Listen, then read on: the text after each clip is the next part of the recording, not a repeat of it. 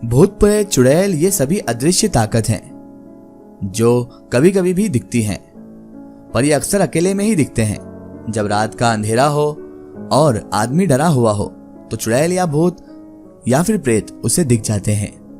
आज मैं एक चुड़ैल की कहानी आपको सुनाने जा रहा हूं जो कि एक लड़के के साथ गुजरी और उस लड़के ने यह कहानी हम तक पहुंचाई। चुड़ैल उस लड़के को चाहने लगी थी, वो लड़का भी चुड़ैल का प्यार बन चुका था। चुड़ैल हर संभव कोशिश की कि उस लड़के को अपने साथ ले जाए। चुड़ैल का प्यार अधूरा का अधूरा ही रह गया।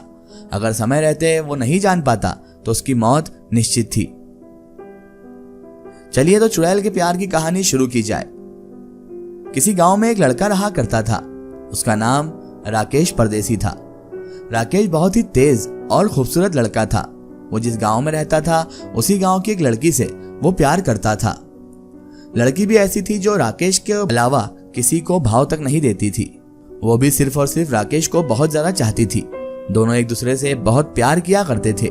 राकेश जहां भी चाहता अपनी प्रेमिका को बुला लेता। प्रेमिका भी ऐसी थी जो राकेश को बुलाने पर हमेशा चले आती थी और वो राकेश के बिना नहीं रह सकती थी। दोनों बहुत ही चालाक भी थे। दुनिया की नजर से बचकर आपस में मिला करते थे, कभी दिन में तो कभी रात के अंधेरे में। उसकी प्रेमिका भी अपने घर वालों से कोई बहाना बनाकर घर से निकलती और अपने प्रेमी से मिलने चले जाती। गांव के बहुत लोगों को शक भी था कि दोनों एक दूसरे से मिलते हैं, पर कोई भी उन दोनों को पकड़ नहीं पाया था। गांव के लोगों ने बहुत कोशिश की और ये भी सोचा कि काश इन दोनों को पकड़ लिया जाए और इनके खिलाफ कोई सबूत आ जाए, लेकिन ऐसा भी ना हो पाया और उनका सारा प्रयास विफल रहा। दोनों बहुत ही चालाक थे। आज जिस जगह पर मिलते तो अगले दिन जगह बदल देते। कोई समझ नहीं पाता कि दोनों कहाँ मिलते हैं। एक बार की बात है, वे दोनों रात के अंधेरे में गांव के तालाब के पास बैठकर बातें कर रहे थे। दोनों वहां पर बैठकर अपनी दुनिया में गुम थे और दोनों प्यार भरी बातें एक दूसरे के हाथों में हाथ डालकर बैठे कर रहे थे। दोनों आपस में इस तरह गुम थे कि आपस में बातें किए जा रहे थे, पर उस रात उन्हें एक अदृश्य ताकत भी देख रही थी जिसके बारे में वो दोनों नहीं जान सकते थे। दोनों की बातें वो बड़ी गौर से सुन रही थी और वो थी एक चुड़ैल। चुड़ैल उन दोनों को बहुत दिनों से मिलते हुए देख रही थी। दुनिया को तो पता नहीं था कि वो दोनों कहाँ कहाँ मिलते हैं, पर चुड़ैल को सब कुछ पता था क्योंकि वो तो अदृश्य शक्ति थी और ये जहाँ जंगलों में मिलते थे वहां पर उस चुड़ैल का ही वास था। वे दोनों अगले दिन जहाँ मिलने की बात करते तो चुड़ैल उसको सुन लेती और वहां पहले ही पहुंच जाती। वो झाड़ियों में छुपकर दोनों को देखती रहती थी, उन दोनों की बातों को भी सुनती। चुड़ैल उस लड़के से प्यार करने लगी थी क्योंकि वो लड़का था ही इतना खूबसूरत और वो उस लड़की से जिस तरह से प्यार करता था तो चुड़ैल चाहती थी कि वो अब चुड़ैल को प्यार करे और उसी तरह जिस तरह वो उस लड़की से प्यार करता है। अब चुड़ैल को उससे प्यार होने लगा था। वो लड़का चुड़ैल का प्यार बन चुका था। चुड़ैल उसे चाहने लगी थी, पर कभी ऐसा मौका नहीं मिला कि वो अपने प्यार को पा सके। वो लड़का लड़की दोनों तालाब के किनारे बैठकर आपस में बातें कर रहे थे और चुड़ैल भी झाड़ियों में छुपकर उन दोनों की बातें सुन रही थी। तभी झाड़ियों से कुछ सरसराने की आवाज आई।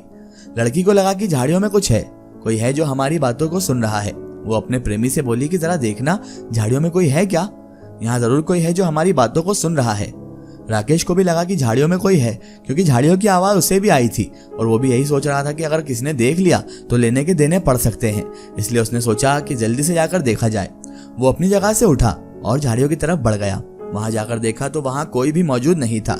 जब उसे वहां कोई नहीं मिला तो उसने राहत की एक सांस ली और उसने सोचा कि चलो शुक्र है कि कोई यहाँ पर मौजूद नहीं है और किसी ने हमें नहीं देखा, वरना शायद हमारे लिए बहुत बड़ी परेशानी खड़ी हो जाती।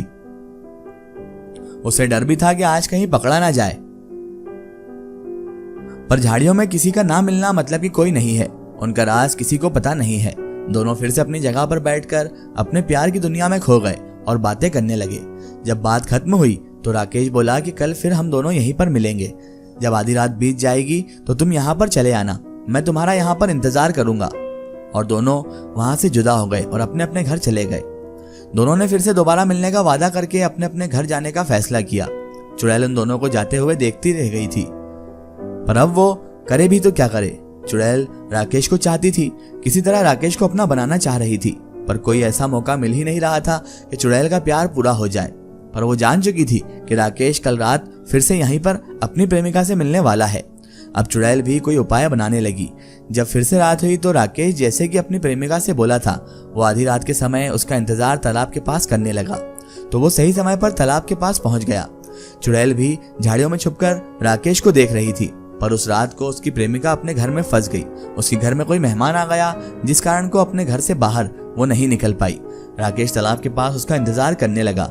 बहुत देर तक अपनी प्रेमिका का इंतजार करता रहा। जब चुड़ैल को पूरा यकीन हो गया कि अब उसकी प्रेमिका नहीं आने वाली थी, तो उसने राकेश को पाने का एक उपाय सोचा। चुड़ैल का प्यार राकेश था। चुड़ैल अपना प्यार को पाना चाहती थी। उसकी प्रेमिका का रूप उसने धारण कर लिया, यानी कि राकेश जिस लड़की से प्यार करता था, चुड़ैल ने उसका रूप धारण कर लिया और राकेश के पास आ गई। वो राकेश के पास आकर बोली कि आज घर में बहुत काम था, जिस कारण मुझे आने में देर हो गई, मुझे माफ कर दो। राकेश भी उसे डांटा और बोला कि अगर थोड़ा देर और कर देती तुम तो मैं चला जाता यहाँ से। तो वो बोली किसी तरह घर वालों की नजर से बचकर आई हूँ, आज ज्यादा देर तक बात नहीं करूंगी, मुझे घर भी वापस जाना है। राकेश बोला कि ठीक है। दोनों तालाब के पास बैठकर आपस में बातें करने लगे। थोड़ी देर के बाद वो बोली कि यहाँ से चलते हैं, उस तालाब के उस छोर पर बैठकर बातें करते हैं, यहाँ कोई देख लेगा। राकेश और वो लड़की जो कि एक चुड़ैल थी, जिसने अपना भेद बदलकर राकेश की प्रेमिका का रूप धारण किया था, दोनों एक दूसरे का हाथ पकड़कर तालाब के किनारे किनारे चलने लगे। अभी कुछ दूर ही बढ़े थे कि राकेश की नजर उसके पैर पर पड़ गई। राकेश के तो होश ही उड़ गए। राकेश देखा कि वो जिस लड़की के साथ जा रहा है उसके पैर पीछे की तरफ मुड़े हुए हैं। राकेश जान गया कि ये लड़की उसकी प्रेमिका नहीं है, बल्कि ये तो एक चुड़ैल है। पर अब करे तो क्या करे। राकेश का हाथ उस चुड़ैल के हाथ में था। राकेश अब उससे अपना हाथ छुड़ाने की कोशिश करने लगा, पर वो बहुत ही जोर से राकेश का हाथ पकड़ रखी थी। राकेश उसके साथ आगे की तरफ बढ़ता चला गया। जैसे जैसे वो चुड़ैल के साथ आगे बढ़ता चला जा रहा था, उसकी धड़कनें और तेज होती चली जा रही थी। उससे अपना हाथ छुड़ाने की वो कोशिश भी कर रहा था, पर सब बेकार थी। वो बहुत ही डर गया। डर से उसके पसीने छूटने लगे। वो जान चुका था कि आज वो जिसके साथ है वो उसकी मौत है। राकेश उससे बोला कि तुम मेरा हाथ छोड़ो, ऐसे ही चलते हैं। तो चुड़ैल बोली कि हाथ छोड़ने के लिए हाथ थोड़ी ना पकड़ी हूँ, एक बार हाथ पकड़ लिया तो जिंदगी भर नहीं छोड़ूंगी। राकेश अपना हाथ छुड़ाने की कोशिश भी करता और डर से कांपता भी। जब वो चुड़ैल पलटकर राकेश की तरफ देखी तो राकेश की हालत और भी खराब हो गई। उस चुड़ैल का भयानक चेहरा राकेश की तरफ था। चुड़ैल उससे बोली कि तुम एक चुड़ैल का प्यार हो, आज मैं तुम्हें नहीं छोड़ूंगी, अपने साथ लेकर जाऊंगी। बहुत दिनों से मैं तुम्हारे पीछे पड़ी थी और आज तुम कह रहे हो कि मुझे छोड़ दो, आज ही मौका मिला है। राकेश उसके सामने गिड़गिड़ाने लगा, पर चुड़ैल उसे लेकर तालाब में उतर गई। जब सुबह हुई तो गांव वालों ने देखा कि राकेश की लाश तालाब में तैर रही है। किसी को कुछ समझ में नहीं आ रहा था कि ये कैसे हो गया।